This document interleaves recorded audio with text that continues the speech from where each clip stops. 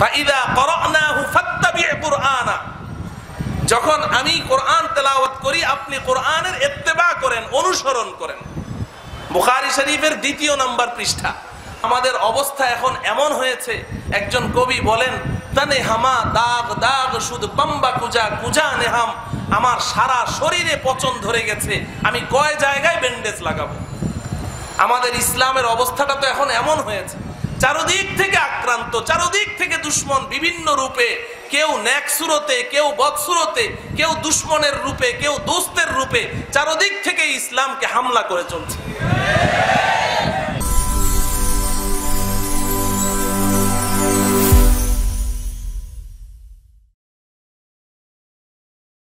আল্লাহুম্মা সাল্লি আলা মুহাম্মাদিন ওয়া আলা আলি মুহাম্মাদ কামা সাল্লাইতা আলা ইব্রাহিম ওয়া আলা আলি ইব্রাহিম ইন্নাকা হামিদুম মাজিদ। আল্লাহুম্মা বারিক আলা মুহাম্মাদিন ওয়া আলা আলি মুহাম্মাদ কামা বারাকতা আলা ইব্রাহিম ওয়া আলা আলি ইব্রাহিম ইন্নাকা হামিদুম মাজিদ।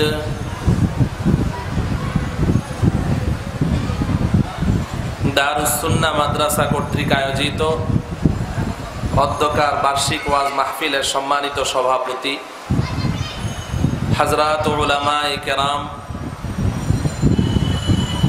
ও আমার অত্যন্ত শ্রদ্ধাভাজন দিনদার পরহেজগার আল্লাহ প্রেমিক উলামা প্রেমিক ধর্মপ্রাণ ভাই ও বন্ধুগণ, পর্দার অন্তরালে আমার মাতৃতুল্য ভগ্নীতুল্য মা ও বোনেরা,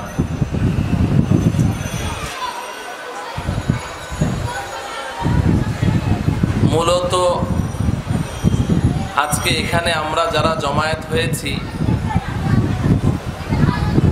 আমাদের সকলেরই একজন প্রিয় বক্তা জনাব মাওলানা হাফিজুর রহমান সিদ্দিক কুয়াকাটা, ওনার জন্যে আমরা সবাই অপেক্ষমান। তো তার আগমনের পূর্ব পর্যন্ত আমরা উলামায়ে কেরামের জবান থেকে মুখতাসার কিছু কথা শুনব। আমার সম্পর্কে তো আপনারা জানেন, আমি একজন মাদ্রাসার শিক্ষক, মাদ্রাসায় পড়াই, নিজে পড়ি এবং ছাত্রদেরকে পড়াই, পড়াশোনাই আমার কাজ। যার কারণে কোনো মাহফিলে বয়ান করতে গেলেও আমার সামনে কিতাব থাকে, কিতাব দেখে দেখে বয়ান করি। ছাত্রদেরকে যেভাবে পড়াই মাহফিলেও ওইভাবেই কথা বলি। একজন বক্তার ভেতরে যে সমস্ত গুণাবলী প্রয়োজন আমার মধ্যে তার কিছুই নেই। আপনাদের অত্র এলাকায় আছি বলেই হয়তো আমাকে 2-4টি কথা বলার জন্য এখানে হুকুম করা হয়েছে,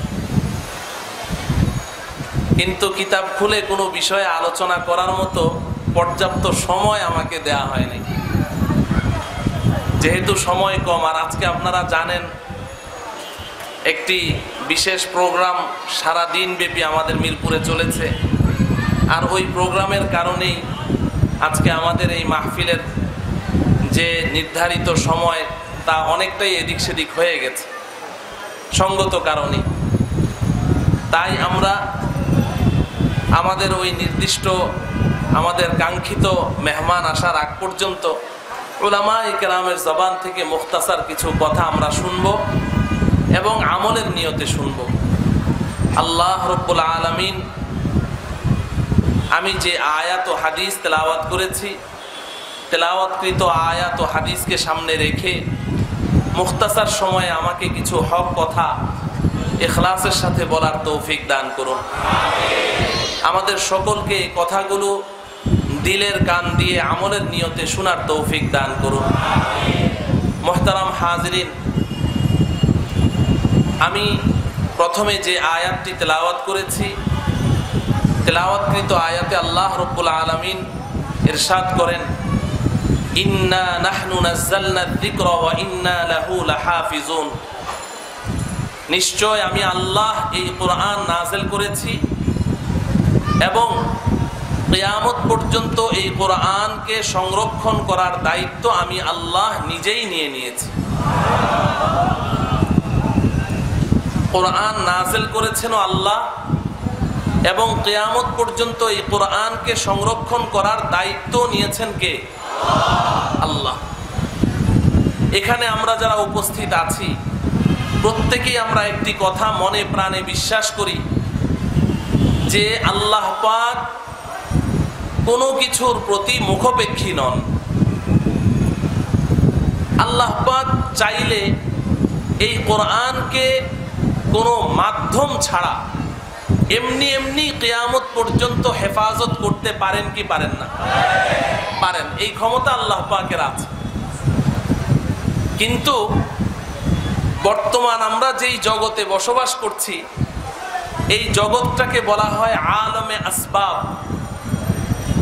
অর্থাৎ এই জগৎটাকে আল্লাহ পাক এমন ভাবে সাজিয়েছেন, এই জগতের নিয়মটা আল্লাহ পাক এমন ভাবে রেখেছেন যে প্রত্যেকটা কাজ কোনো না কোনো উপকরণের মাধ্যমে হয়, এমনি এমনি হয় না।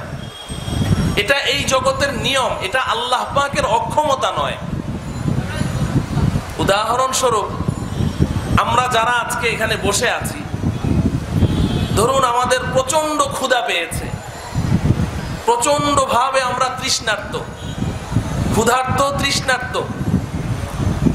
আল্লাহ পাক যদি ইচ্ছা করেন আমরা এখানেই চুপচাপ বসে থাকবো, যেভাবে আছি সেভাবেই। আল্লাহ পাক এমনি এমনি কোনো উপকরণ মাধ্যম ছাড়া আমাদের ক্ষুধা এবং তৃষ্ণা এখানে বসেই নিবারণ করতে সক্ষম কি সক্ষম না? নিঃসন্দেহে সক্ষম। অবশ্যই আল্লাহ পাকের এই ক্ষমতা আছে এবং আল্লাহ রাব্বুল আলামিন যে এটা পারেন এটা ক্ষণে ক্ষণে পৃথিবীতে বিভিন্ন সময় আল্লাহ পাক এটা প্রমাণ করেও দেখিয়েছেন। হযরতে মূসা আলাইহিস সালামের উম্মত একজন দুইজন নয়, প্রায় ৭০,০০০-এর মতো উম্মতকে ৪০ বছর পর্যন্ত একটা মাঠের মধ্যে বসিয়ে আল্লাহ পাক খাইয়েছেন কি খাওয়াননি? খাইয়েছেন। আল্লাহ পাকের এই শক্তি আছে, কোনো মাধ্যম ছাড়াই আল্লাহ সব করতে পারেন, কোনো উপকরণের প্রয়োজন নেই। কিন্তু এই দুনিয়ার জগৎটা তো আল্লাহ পাক এভাবে সাজাননি। এই দুনিয়াতে আল্লাহ পাক এই নিয়মটা করে দিয়েছেন যে যে কোনো কাজ করতে তোমাকে কোনো মাধ্যম অবলম্বন করতে হবে। তোমার অসুখ হয়েছে তো চিকিৎসা করো, মাথা ব্যথা হয়েছে প্যারাসিটামল নাপা খাও। কিন্তু আমরা এটা জানি এই নাপা আর প্যারাসিটামল আমার মাথার ব্যথা কি করতে পারবে না। মাথার ব্যথা দূর করবে কে? এটা নিয়ম। প্যারাসিটামলের হাতে কোনো ক্ষমতা নেই, নাপা ট্যাবলেটের হাতে কোনো ক্ষমতা নেই। ক্ষমতা সম্পূর্ণ কার হাতে? আল্লাহ পাকের হাতে। এগুলো আমরা সব বিশ্বাস করি। তো খোলাসা কথা হলো যে এই দুনিয়ার জগতের নিয়মটাকে আল্লাহ পাক এভাবে রেখেছেন যে কোনো উপকরণ এবং মাধ্যমে আল্লাহ পাক সব কাজ করেন। তুমি তোমার সতর ঢাকবে তো কাপড় পরিধান করতে হবে, আবার এই কাপড় পরিধান করতে হলে এই কাপড়টা পয়সা দিয়ে ক্রয় করতে হবে, আবার এই কাপড় পয়সা দিয়ে ক্রয় করতে হলে তোমাকে পয়সা উপার্জন করতে হবে।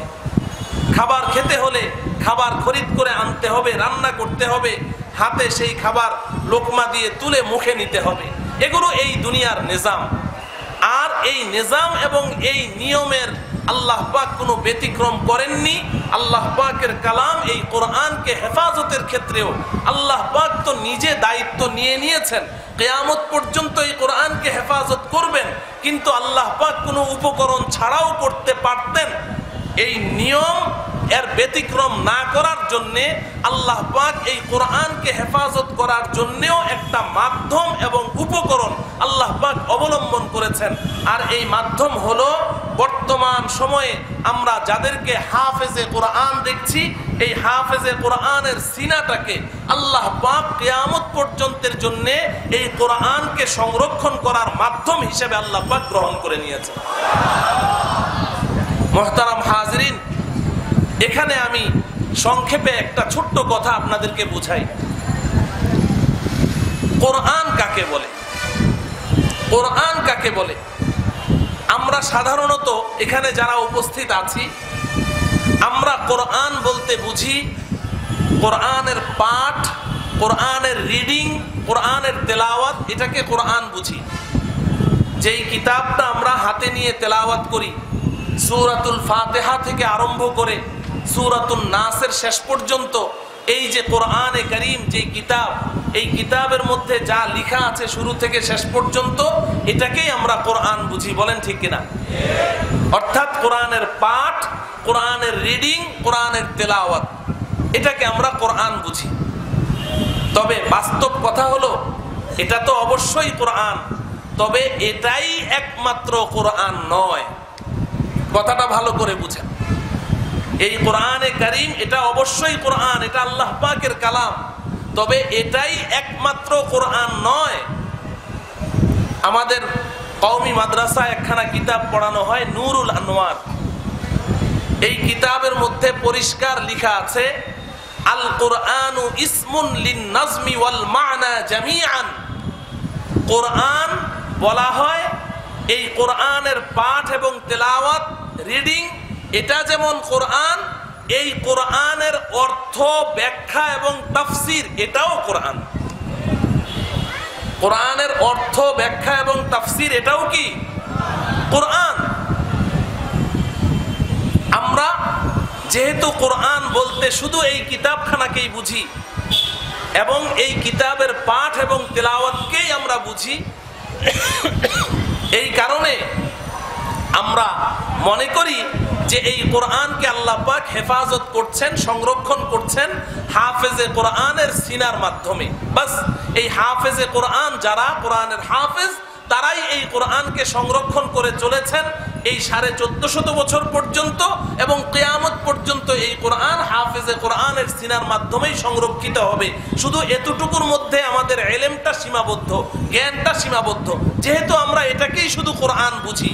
কিন্তু এই কোরআনের অর্থ কি, এই কোরআনের ব্যাখ্যা এবং তাফসীর, এটাও যে কোরআন, এটা তো আমরা জানি না।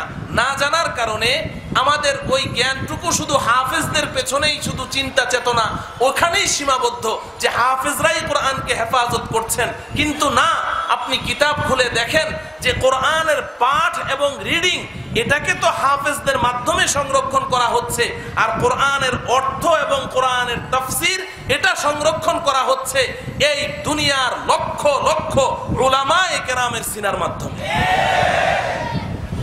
উলামায়ে কেরামের সিনার মাধ্যমে।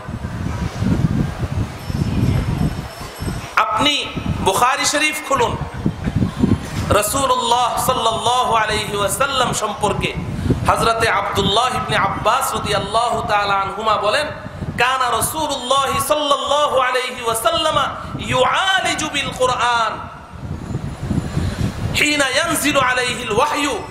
নবীজির কাছে যখন ওহী আসতো, নবীজির খুব কষ্ট হতো। জিবরাইল আমিনের কাছ থেকে এই কোরআনকে ধারণ করার জন্য খুব কষ্ট হতো। নবীজি কষ্ট করে এই কোরআনটাকে ধারণ করতেন, কারণ জিবরাইল আমিন মাঝে মধ্যে এই কোরআনের ওহী নবীজির কাছে নিয়ে আসতেন ঘন্টার ধ্বনির মতো, মৌমাছির গুনগুনানি শব্দের মতো। নবীজি বলেন, আহইয়ানান ইয়াতিনি মিথলা সালসালাতিল জারস। স্কুলে মাদ্রাসায় একটা ক্লাস শেষ হলে যে বেলের মধ্যে বাড়ি দেয়, বাড়ি দেওয়ার পরে বাড়িটা দেয়া শেষ, কিন্তু এর পরেও কানের মধ্যে একটা গুন শব্দ বাজতে থাকে কি থাকে না? আমি এখানে যদি বাড়ি দেই, আওয়াজ বন্ধ, দেওয়ার সাথে সাথে টপ করে আওয়াজটা বন্ধ। কিন্তু বেলে বাড়ি দিলে কি সাথে সাথে আওয়াজ বন্ধ হয়? না, বাড়িটা দেওয়ার পরে যে একটা গুনগুনানি শব্দ বাজতে থাকে কানের মধ্যে। আমাদের উস্তাদ শাইখুল হাদিস আল্লামা আজিজুল হক সাহেব রহমতুল্লাহি আলাইহি আমাদের ক্লাসে এই কথা বলেছেন যে এই গুনগুনানি শব্দটাই হচ্ছে সলসলাতুল জারস। হযরতে জিবরাইল আলাইহিস সালাম নবীজির কাছে এসে এমন এই বেলের আওয়াজের মতো গুন কতক্ষণ শব্দ করে চলে যেতেন। এই গুনগুনানি শব্দের ভেতরেই কোনো একটি পূর্ণাঙ্গ আয়াত কিংবা কোনো একটি পূর্ণাঙ্গ কোরআনের সূরা নাযিল করে তিনি চলে গেছেন। এখন এই গুনগুনানি শব্দের ভেতর থেকে নবীজি সাল্লাল্লাহু আলাইহি ওয়াসাল্লামকে এট এ টাইমে 3 কাজ করতে হতো। এক নাম্বার হলো জিবরাইল কোন আয়াতটা তেলাওয়াত করলেন এর শব্দ এবং বাক্যগুলোকে উদ্ধার করতে হতো। দ্বিতীয় নাম্বার, এগুলোকে মুখস্থ করতে হতো। 3 নাম্বার, এর অর্থটাও উপলব্ধি করতে হতো। তাহলে কষ্ট হতো কি হতো না? ইবনে আব্বাস বলেন খুব কষ্ট হতো। আম্মা জান হযরতে আয়েশা তো বলেন, ওয়ালাকাদ রাআইতুহু ইয়ানজিলু আলাইহিল ওয়াহয়ু ফিল ইয়াউমিল বারদিশ শাদীদ ফায়ুফসামু আনহু ওয়া ইন্না জাবিনাহু লা ইয়াতাফাসসাদু আরাকান। আমি নিজ চোখে দেখেছি, আম্মা জান হযরতে আয়েশা বলেন, যে কোন কোন শীত, হাড় কাঁপানো শীত, এই শীতের মধ্যে নবীজির উপর যখন ওহী নাযিল হতো তো জিবরাইল ওহী নাযিল করে চলে যেতেন আর নবীজির কপাল থেকে দরদর করে ঘাম ঝরতে থাকতো। যার কারণে নবীজি জিবরাইল আমিনের সাথে দ্রুত ঠোঁট নাড়াইতেন মুখস্থ করার জন্য। ওই যে গুনগুন শব্দ করে চলে যাচ্ছে, এখন এটা তো মুখস্থ করতে হবে, সংরক্ষণ করতে হবে, ঠোঁট নাড়াইতেন। তো আল্লাহ রাব্বুল আলামিন সূরাতুল কিয়ামার কিছু আয়াত নাযিল করলেন নবীজিকে উদ্দেশ্য করে। লা তুহাররিক বিহি লিসানাকা লিতা'জালা বি ইন্না আলাইনা জামআহু ওয়া কুরআনাহু ফাইযা ক্বরানাহু ফাত্তাবি' কুরআনাহু সুম্মা ইন্না আলাইনা বায়ানা। আল্লাহ রাব্বুল আলামিন বলেন, ও হাবিব, জিবরাইলের সাথে দ্রুত মুখস্থ করার জন্য, কোরআনকে মুখস্থ করার জন্য আপনি যে জিবরাইলের সাথে ঠোঁট নাড়াইতে থাকেন, জিহ্বা নাড়াইতে থাকেন, এগুলোর প্রয়োজন নেই। ফাইদা ক্বরানাহু ফাত্তাবি' কুরআনা, যখন জিবরাইল কোরআন তেলাওয়াত করবে আপনি শুধু চুপচাপ শুনে থাকেন, চুপ থাকেন, ঠোঁট নাড়ানো দরকার নেই। জিবরাইল যা বলে বলুক, বলে চলে যাক। জিবরাইল চলে যাওয়ার পরে জিবরাইল আমিন যেই আয়াত কিংবা যেই সূরাটা নাযিল করে গেল, জিবরাইল চলে যাওয়ার পরে ওই আয়াত এবং ওই সূরা আপনার অন্তরে গেঁথে দেওয়া, আপনার স্মৃতিতে গেঁথে দেওয়া এবং পরবর্তীতে এটার তেলাওয়াতের সক্ষমতা দান করা, এই উভয়টার দায়িত্ব আমি আল্লাহ নিয়ে নিলাম। আপনি শুধু চুপচাপ শুনে থাকবেন। ফাইদা ক্বরানাহু ফাত্তাবি' কুরআনা, যখন আমি কোরআন তেলাওয়াত করি আপনি কোরআনের ইত্তেবা করেন, অনুসরণ করেন। বুখারী শরীফের 2 নম্বর পৃষ্ঠা। প্রসঙ্গক্রমে এখানে একটা কথা বলি। আমাদের এখন তো ভাই কথা বলতে গেলে শুধু বলতেই মনে চায়, কারণ আমাদের অবস্থা এখন এমন হয়েছে। একজন কবি বলেন, তানে হামা দাগ দাগ শুধু পাম্বা কুজা কুজা নেহাম, আমার সারা শরীরে পচন ধরে গেছে, আমি কয় জায়গায় ব্যান্ডেজ লাগাবো। আমাদের ইসলামের অবস্থাটা তো এখন এমন হয়েছে, চারদিক থেকে আক্রান্ত, চারদিক থেকে দুশ্মন বিভিন্ন রূপে, কেউ নেক সুরতে, কেউ বদ সুরতে, কেউ দুশ্মনের রূপে, কেউ দোস্তের রূপে, চারদিক থেকে ইসলামকে হামলা করে চলছে। এখন আমাদের কিছু সাথীরা আছেন, ওনাদের দাবি হলো যে ইমাম সাহেব যখন নামাজের মধ্যে কেরাত পড়ে তো ইমামের পেছনে মুসল্লিও সূরা ফাতিহা পড়া লাগবে। এরকম কথা বলে কি বলে না? যে ইমামের পেছনে মুক্তাদিরও সূরা ফাতিহা পড়া লাগবে, খুব জোরদার, এবং বিভিন্ন দলিলের মাধ্যমে পুরা মিডিয়া কাঁপিয়ে ফেলছে। আর মুসল্লিরা তো পেরেশান, হুজুর সূরা ফাতিহা তো সারা জীবন পড়লাম না, তাইলে তো আমার নামাজ সব শেষ হয়ে গেল, এখন ইমামের পিছনে সূরা ফাতিহা পড়তে হবে না। তারা তো বুখারী শরীফকে পেশ করে, বুখারী শরীফে আছে লা সালাতা ইল্লা বিফাতিহাতিল কিতাব, সূরা ফাতিহা ছাড়া নামাজ হয় না, বুখারী শরীফে আছে। তো তুমি বুখারী শরীফ খুলো, আমি তোমাকে দেখাচ্ছি যে ইমামের পিছনে কিছু পড়া যাবে না, চুপচাপ থাকতে হবে। এই আয়াতটা কিতাবুত তাফসীর খুলো, বুখারী শরীফের 2 নম্বর পৃষ্ঠাও খোলো, বাবুল ওয়াহির মধ্যে আছে। হযরতে আব্দুল্লাহ ইবনে আব্বাস রাদিয়াল্লাহু তাআলা আনহু এই আয়াতের তাফসীর করছেন। ফাইদা ক্বরানাহু ফাত্তাবি' কুরআনা, সূরাতুল কিয়ামা, যে যখন জিবরাইল কোরআন পড়ে আপনি অনুসরণ করেন। আমরা নামাজের মধ্যে ইমামকে অনুসরণ করি কি করি না? মুক্তাদির কাজ কি? ইকতাদাইতু বিহাযাল ইমাম, নাকি? মুক্তাদি কাকে অনুসরণ করবে? ইমামকে অনুসরণ করবে, ইমামের প্রত্যেকটা আমলকে অনুসরণ করবে, ইমামের কিরাতকে অনুসরণ করবে, ইমামের কিয়াম, রুকু, সুজুদ, কুউদ সবকিছুকে অনুসরণ করবে। এখন আল্লাহ রাব্বুল আলামিন বলছেন ফাইদা ক্বরানাহু ফাত্তাবি' কুরআনা, জিবরাইল যখন তেলাওয়াত করে ও হাবিব আপনি অনুসরণ করে যান, আপনি ইত্তেবা করেন। এখন অনুসরণ কিভাবে করবে? আব্দুল্লাহ ইবনে আব্বাস রাদিয়াল্লাহু তাআলা আনহুমা এই আয়াতের তাফসীর বলছেন ফাস্তামি' লাহু ওয়া আনসিত বুখারী শরীফ খুলে দেখো, ফাস্তামি' লাহু ওয়া আনসিত, যে কোরআন তেলাওয়াত হলে কোরআনের অনুসরণ করতে হবে। নবীজিকে বলছেন ফাস্তামি', আপনি মনোযোগ সহকারে শ্রবণ করুন, ওয়া আনসিত, এবং চুপ থাকুন, তবেই জিবরাইলের কোরআন তেলাওয়াতের অনুসরণ করা হবে। তাইলে কোরআন তেলাওয়াতের অনুসরণ করতে হলে সাথে সাথে পড়তে হয় নাকি চুপ থাকতে হয় এবং শ্রবণ করতে হয়? চুপ থাকতে হয় এবং শ্রবণ করতে হয়। তুমি বুখারী শরীফ খুলে দেখো, এই দুই শব্দের তাফসীর করা হয়েছে। অতএব তুমি যদি ইমামের ইত্তেবা করে থাকো, তাহলে ইমাম যখন তেলাওয়াত করবে এর অনুসরণ তখনই হবে যখন তুমি চুপ থাকবে এবং মনোযোগ সহকারে শ্রবণ করবে। এটা ভিন্ন মাসআলা, প্রসঙ্গক্রমে এসেছে তাই বললাম। এরপর আল্লাহ রাব্বুল আলামিন কি বলছেন দেখেন, যে ও হাবিব, কোরআন তো আমি নাজিল করলাম, জিবরাইল চলে গেল আপনার অন্তরে, আমি কোরআনের পাঠ, রিডিং, তেলাওয়াত আপনার অন্তরে, আপনার স্মৃতিতে আমি বসিয়ে দিলাম, এবং আপনি সাহাবাদের সামনে তেলাওয়াত করলেন, সেই সক্ষমতাও দান করলাম। তো কোরআনের তো এক অংশ হলো, আরেকটা অংশ যে রয়ে গেছে কোরআনের অর্থ এবং তাফসীর, সেটা কি হবে? আল্লাহ পাক বলছেন সুম্মা ইন্না আলাইনা বায়ানা। আল্লাহ পাক বলেন যে আমি কোরআনের পাঠ যেমন আপনার কাছে নাযিল করেছি, কোরআনের তেলাওয়াত যেমন আপনার কাছে নাযিল করেছি, এই কোরআন আমার কালাম, অতএব এই কোরআনের ব্যাখ্যা এবং তাফসীর আমি আল্লাহ আপনাকে শিখিয়ে দেব। সুম্মা ইন্না আলাইনা বায়ানা। মুহতারাম হাজিরিন, এই কোরআনকে আল্লাহ রাব্বুল আলামিন হেফাজত করেছেন, এর পাঠ এবং রিডিংকে হাফেজে কোরআনের মাধ্যমে, আর এর অর্থ এবং তাফসীরকে উলামায়ে কেরামের মাধ্যমে। নবীজি সাল্লাল্লাহু আলাইহি ওয়াসাল্লাম থেকে সাহাবায়ে কেরাম তিন ভাবে এই কিতাবকে হেফাজত করেছেন। কয় ভাবে? তিন ভাবে হেফাজত করেছেন। আজকে আমাদের কিছু বন্ধু প্রশ্ন করে আলেম কাকে বলে, আলেম কাকে বলে, ওনারা আলেম চিনে না। এজন্য আমি তাদের উদ্দেশ্যে বলছি, এমনকি তারা এমন প্রশ্নও করে যে নবীজি নাকি আলেম ছিলেন না। নাউজুবিল্লাহ বলেন। সাহাবায়ে কেরাম নাকি আলেম ছিলেন না। নাউজুবিল্লাহ বলেন। নবীজি আলেম ছিলেন না? ও আমার জাহেল দোস্তরা, নবীজি আলেম ছিলেন না? নবীজি সাল্লাল্লাহু আলাইহি ওয়াসাল্লাম নবুয়ত পাওয়ার পরেই ঘোষণা দিলেন, উতিতু ইলমাল আউয়ালিন ওয়াল আখিরিন। ও আমার উম্মত, জেনে রাখো, আল্লাহ রাব্বুল আলামিন হযরতে আদম আলাইহিস সালাম থেকে শুরু করে 2.25 লক্ষ পয়গম্বরকে যত ইলম দান করেছেন, এবং কিয়ামত পর্যন্ত আগত উম্মতকে যত ইলম দান করবেন, পূর্বাপর সমস্ত ইলম একাই আল্লাহ পাক আমাকে দান করেছেন। নবীজি বলছেন উতিতু ইলমাল আউয়ালিন ওয়াল আখিরিন। যাকে আল্লাহ পাক পৃথিবীর সমস্ত ইলম দান করলেন, তুমি বলছো যে নবীজি তো আলেম ছিলেন না। হায় হায় হায়, কি যে বলে, তাদের কোনো খবর নাই, পাগল হয়ে গেছে, পাগল হয়ে গেছে। সাহাবায়ে কেরাম নাকি আলেম ছিলেন না। নবীজি সাল্লাল্লাহু আলাইহি ওয়াসাল্লাম বলেন, ইন্নামা বুইস্তু মুআল্লিমা। ও আমার সাহাবীরা, আমি তোমাদের কাছে একজন আদর্শ শিক্ষক রূপে প্রেরিত হয়েছি। নবীজি একজন শিক্ষক হিসেবে এসেছেন, আদর্শ শিক্ষক।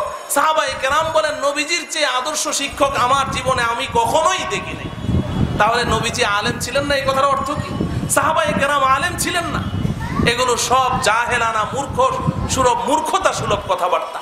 নবীজির কাছ থেকে সাহাবায়ে কেরাম তিন ভাবে এই কিতাবকে ধারণ করেছেন।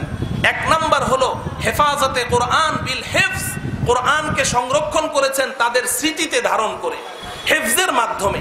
ভালো করে বুঝেন। দুই নাম্বার হলো হেফাজতে কোরআন বিল কিতাবা, এই কোরআনকে লিখনির মাধ্যমে তারা সংরক্ষণ করেছেন। লেখেন নাই, এই কোরআনকে লেখেন নাই, তারা কোরআনকে লিখেছেন। কিন্তু কোরআন বলতে আমি বারবার আপনাদেরকে বুঝাচ্ছি, শুধু কোরআন নয়, কোরআনের অর্থ, কোরআনের তাফসীর, যেটা নবীজি সাল্লাল্লাহু আলাইহি ওয়াসাল্লামকে সরাসরি আল্লাহ পাক শিক্ষা দিয়েছেন। এই কোরআনের ব্যাখ্যা নবীজি 23 বছরের জীবনে যত কথা বলেছেন, যত কাজ করেছেন, এবং যত মৌন সমর্থন দিয়েছেন সাহাবায়ে কেরামকে, এই সবগুলো ছিল এই কোরআনের ব্যাখ্যা এবং তাফসীর। সাহাবায়ে কেরাম নবীজির কাছ থেকে এই কোরআনকে যেমন মুখস্থ করেছেন, নবীজির 23 বছরের জীবনে নবীজি যত কথা বলেছেন, যত কাজ করেছেন, যত মৌন সমর্থন দিয়েছেন, প্রত্যেকটা কথা, কাজ এবং মৌন সমর্থনকেও কোরআন যেভাবে মুখস্থ করেছেন, এই হাদিসগুলোকেও সেইভাবেই মুখস্থ করেছেন। এবং কাতিবিনে ওয়াহি সাহাবায়ে কেরাম কোরআনকে যেমন লিখনির মাধ্যমে সংরক্ষণ করেছেন, এরকম সাহাবায়ে কেরামের মধ্যে অনেকে হাদিসগুলোকেও লিখনির মাধ্যমে সংরক্ষণ করেছেন। সাহাবায়ে কেরামের মধ্যে সর্বাধিক হাদিস বর্ণনাকারী সাহাবী হযরতে আবু হুরায়রা রাদিয়াল্লাহু তাআলা আনহু, আপনারা জানেন ওনার কাছ থেকেই শুধু আমরা ৫৫০০ হাদিস পাই। হযরতে আবু হুরায়রা বলেন, মা কানা মিন আসহাবি রাসূলিল্লাহি সাল্লাল্লাহু আলাইহি ওয়াসাল্লাম আকসার হাদিসান আনহু মিন্নি ইল্লা মা কানা মিন আব্দুল্লাহ ইবনে আমর ফাইন্নাহু কানা ইয়াকতুব ওয়ালা আকতুব। হযরতে আবু হুরায়রা বলেন যে সাহাবাদের মধ্যে আমার চেয়ে অধিক হাদিস বর্ণনাকারী কোনো সাহাবী নাই, আমার চেয়ে অধিক হাদিস জানে নবীজির কাছ থেকে এমন কোনো সাহাবী নাই, তবে একজন আছে আব্দুল্লাহ ইবনে আমর ইবনুল আস, তার কাছে আমার চেয়ে বেশি হাদিস আছে, কারণ ফাইন্নাহু কানা ইয়াকতুব ওয়ালা আকতুব, সে তো নবীজির সব হাদিস লিখতো আর আমি মুখস্থ করতাম। তো সাহাবায়ে কেরাম লিখনির মাধ্যমে এটা সংরক্ষণ করেছেন। আর ৩ নাম্বার মাধ্যম হলো হেফাজতে কোরআন, হেফাজতে দ্বীন বিত্তাআমুল, আমলের মাধ্যমে সংরক্ষণ করেছেন। যখন নবীজি যেই কথা বলেছেন, যখন কোরআনের যেই আয়াত নাযিল হয়েছে, আমাদের মতো তো সাহাবায়ে কেরাম ছিলেন না যে ঠিক আছে কোরআনের আয়াত আজকে নাযিল হয়েছে, আগামী কাল থেকে আমল শুরু করব, কিংবা আগামী মাসের শুরু থেকে করব, কিংবা আগামী জুমার থেকে আমল শুরু করব। সাহাবায়ে কেরাম তো এমন ছিলেন না, তৎক্ষণাৎ আমল শুরু করতেন। তাহলে এই দ্বীনকে তারা ৩ ভাবে সংরক্ষণ করেছেন, হিফজের মাধ্যমে, মুখস্থ করার মাধ্যমে, লিখনির মাধ্যমে, আমলের মাধ্যমে। এই ৩ ভাবে এই দ্বীনকে সাহাবায়ে কেরাম সংরক্ষণ করেছেন। সাহাবায়ে কেরামের থেকে তাবেঈন ইজাম এই ৩ ভাবে সংরক্ষণ করেছেন। মুহতারাম হাজিরিন, আপনি হয়তো ভাবছেন যে ৫০০০-৬০০০ হাদিস সাহাবায়ে কেরাম মুখস্থ করেছেন, দ্যাটস এনাফ। না না না, আরে ইমামে বুখারী রহমতুল্লাহ আলাইহি একাই তো ৬ লক্ষ হাদিসের হাফেজ ছিলেন, ৬ লক্ষ হাদিসের হাফেজ ছিলেন ইমামে বুখারী রহমতুল্লাহ আলাইহি। ওনার জমানায় এমন মুহাদ্দিসও ছিলেন তার উস্তাদদের মধ্যে যিনি একা ১০ লক্ষ হাদিসের হাফেজ ছিলেন, ১০ লক্ষ হাদিসের হাফেজ ছিলেন। এগুলো কোনো কল্প কাহিনী নয়, সনদ সহ আমাদের কাছে আছে। আজকে তোমরা বলছো আলেম কাকে বলে চিনো না, এইভাবে এই সাহাবায়ে কেরামের যুগ থেকে এই ৩ তরিকায় স্মৃতিশক্তিতে ধারণ, লিখনির মাধ্যমে এবং আমলের মাধ্যমে এই ৩ পদ্ধতিতে এই দ্বীন সংরক্ষিত হয়ে আসছে। চলতে চলতে চলতে চলতে বর্তমান বিশ্বে আমি কোনো ধরনের প্রান্তিকতার শিকার না হয়ে, কোনো পক্ষের পক্ষপাতিত্ব না করে, আমি আল্লাহকে হাজির নাজির জানিয়ে আপনাদের সম্মুখে আমি অকপটে এ কথা বলছি, বর্তমান বিশ্বে এই ৩ পদ্ধতিতে এই কোরআন, এই হাদিস, এই সুন্নাহ, এই শরীয়তে ইসলাম, এই লক্ষ লক্ষ হাদিস, এই পুরা দ্বীন ও শরীয়তকে সংরক্ষণ করছে একমাত্র উলামায়ে দেওবন্দ, একমাত্র উলামায়ে দেওবন্দ। উলামায়ে দেওবন্দ এই দ্বীনকে হেফাজত করছে। আজকে যারা কোনো একজন ব্যক্তির মুহাব্বত এবং ইশক প্রেমের মধ্যে পড়ে, তাও ওই ব্যক্তিটা যদি হকের উপরে থাকতো কোনো দুঃখ ছিল না, গুমরাহ এবং পথভ্রষ্ট একটা মানুষ, এই গুমরাহ এবং পথভ্রষ্ট একটা ব্যক্তির প্রেমে উদ্বুদ্ধ হয়ে যেই মানুষটা বলে হেদায়েত যদি আল্লাহর হাতে থাকতো তাহলে নবী কেন পাঠাইলেন, যেই মানুষটা বলে যে সকাল সন্ধ্যা কোরআন শরীফ তেলাওয়াতের একটা অর্থ তো বুঝে আসে, কিন্তু আল্লাহ আল্লাহ জিকিরের কোনো অর্থ আমার বুঝে আসে না, যেই মানুষটা বলে যে সাহাবায়ে কেরাম আপোষের মধ্যে সব সময় দ্বন্দ্ব বিবাদ আর ঝগড়ার মধ্যে লিপ্ত ছিল, যেই মানুষটা বলে যে মুসা আলাইহিস সালাম অমুক অমুক নবী, অমুক অমুক নবী এই দোষ করেছে, শুধু তাই নয়, ইতিহাস তালাশ করলে আপনি দেখবেন এমন অনেক কুলাঙ্গার অতিবাহিত হয়েছে যারা নবীদেরকে গালাগালি করেছে, কিন্তু আমার জানা মতে এরকম কুলাঙ্গারের সংখ্যা খুব কম যারা আমাদের নবীজির সমালোচনা করেছে, কিন্তু এই ভদ্রলোক আমাদের নবীজিকেও ছাড় দেয় নাই। এমন একজন গুমরা পথভ্রষ্ট লোকের প্রেমে উদ্বুদ্ধ হয়ে আজকে তোমরা বলছো উলামায়ে দেওবন্দকে তোমরা চিনো না। উলামায়ে দেওবন্দকে যদি না চিনো তাহলে দ্বীন এখানেই সমাপ্ত হয়ে যাবে। আল্লাহ রাব্বুল আলামিন সূরাতুন নিসা এর 59 নম্বর আয়াতে পরিষ্কার বলেছেন, ইয়া আইয়ুহাল্লাযীনা আমানু আতিউল্লাহ ওয়া আতিউর রাসূল ওয়া উলিল আমরি মিনকুম। আল্লাহর ইতাআত করো, রাসূলের ইতাআত করো। আল্লাহকে দেখা যায় না, অতএব রসুলকে দেখে দেখে ইতাআত করো। সাহাবায়ে কেরাম রসুলকে দেখে দেখে ইতাআত করেছেন, কিন্তু এখন আমাদের সামনে রসুল নেই, আমরা কাকে দেখে অনুসরণ করব? আল্লাহ পাক বলেন ওয়া উলিল আমরি মিনকুম, তোমাদের মধ্যে যারা হক্কানি রব্বানি উলামায়ে কেরাম আছে তাদেরকে দেখে দেখে তোমরা অনুসরণ করো। হাজরিন, এখন যদি এই কথা বলি যে আমি আলেমদেরকে মানি না, আলেমদেরকে চিনি না, তাহলে তুমি জেনে রাখো তুমি পথভ্রষ্ট হয়ে গেছো, সিরাতে মুস্তাকিম থেকে ছিটকে পড়ে গেছো। এই কারণে উলামায়ে কেরামের যেই তৈরির কারখানা, এই মাদারিসে কওমিয়া, এই মাদারিসে দেওবন্দিয়া, এই দেওবন্দি মাদারিস এবং এই কওমি মাদ্রাসা, এই মাদ্রাসাগুলোকে সংরক্ষণ করার দায়িত্ব আমাদের সকলের, বলেন ঠিক কিনা? আল্লাহ রাব্বুল আলামিন এই মুখতাসার সময়ের এই কথাগুলোকে, বিক্ষিপ্ত এবং সংক্ষিপ্ত কথাগুলো আমাদেরকে বুঝে ভাই ভাই হয়ে ঝগড়া বিবাদ দ্বন্দ্ব সবকিছু ছেড়ে দিয়ে দ্বীনের কাজে কাঁধে কাঁধ মিলিয়ে সকলকে একত্রে কাজ করার তৌফিক দান করুন।